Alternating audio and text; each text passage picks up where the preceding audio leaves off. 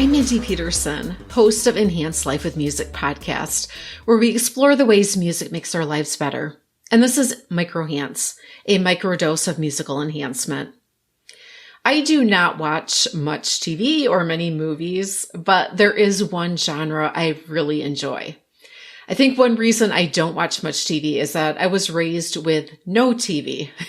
My parents were adamantly against TV and most movies, so I'm fairly illiterate about pop culture from my growing up years. But even after getting my own TV as an adult, I just never developed the habit of watching much. I've always loved reading and have much better luck finding books rather than movies that I enjoy and feel are worth my time. But back to that genre of films that I am a sucker for, and that is a good musician biopic or documentary or docudrama. I will never forget watching Walk the Line about Johnny Cash, or Ray about Ray Charles, or watching Ken Burns' country music series.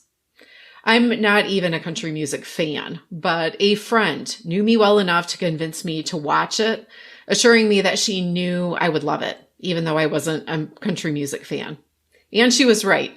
I learned so much about the history and context of 20th century American music and its musicians, and got a glimpse into the lives of country music powerhouses whose work touches and informs so many other genres, such as Dolly Parton. More recently, I watched Celine Dion's I Am, a 2024 documentary that gives a raw, behind-the-scenes look at Celine's struggle with a life-altering illness. I was touched by her love for her craft, performing, connecting with fans, and her determination to do everything in her power to fight the condition she had been diagnosed with. I was thrilled that her re-entry to performing in front of a world stage at the Olympic opening ceremony this summer was successful and triumphant. It was a testament to resilience, perseverance, authenticity, the support of fans, loved ones, and medical professionals, and, to reference one of Celine's most famous songs, a testament to the power of love. Other films of this genre that I've really enjoyed include Rocketman, about Elton John, Dee Lovely on Cole Porter, and The Soloist. Louis Armstrong's Black and Blues documentary was an eye-opening look at the impact music had on breaking down barriers and Lewis's approach to advancing civil rights in his own way, which not everyone in the Black community appreciated. I was reminded of a quote from a non-music book I love. The quote was, "Successful movements to advance civil rights for historically marginalized groups relied not just on political action. Music, culture, art, television, churches, neighborhood groups, and volunteer organizations have played instrumental parts in bringing about change." End quote. That quote is from the book, I Think You're Wrong, But I'm Listening, by Beth Holland and Sarah Silvers. Yes, the title is awesome. And yes, the book is just as good as the title. Side note, it's an election year. Buy the book and you read it. You'll thank me.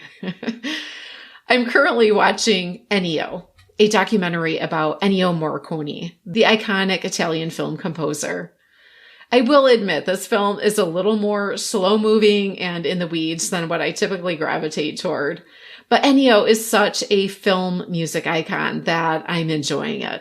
And his career has been so long that the documentary includes a fair amount of film music history, which I find really interesting.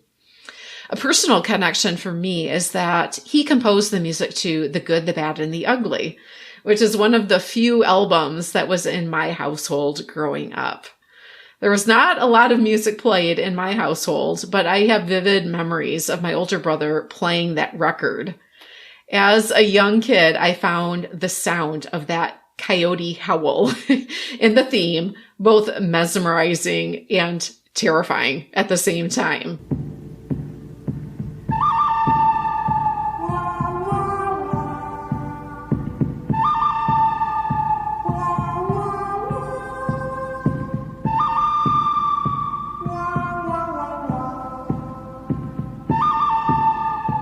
What is it about this genre that not only entertains, but also enriches our connection to music in profound ways?